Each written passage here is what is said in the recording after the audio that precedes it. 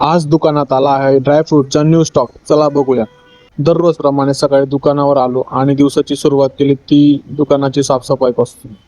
सगळं सामान बाहेर काढून घेतलं, दुकान व्यवस्थित सेट करून घेतलं आणि सगळं आवरून झाल्यावर देवपूजा करून घेतलं आणि बस दिवसाच्या कामाला सुरुवात झाली.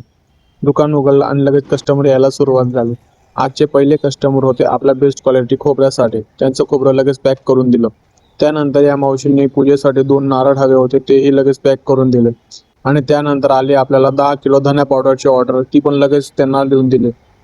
पण आजचा एक खास भाग म्हणजे आपला ड्रायफ्रूटचा न्यू स्टॉक आलेला होता. एकदम बेस्ट क्वालिटीचा माल आहे. चला तुमच्या समोर पॅकिंग उघडून घेऊया. हे बघा, बोल्ड साईज बदाम, क्वालिटी तुम्ही स्वतः बघू शकता. आणि आता हा काजूचा डबा उघडून घेऊया.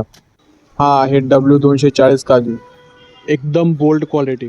आणि ज्यांना W240 आणि 320 नंबर काजूमधला फरक माहीत नाही, त्यांच्यासाठी हा फरक तुम्ही इथे एकदम स्पष्टपणे बघू शकता.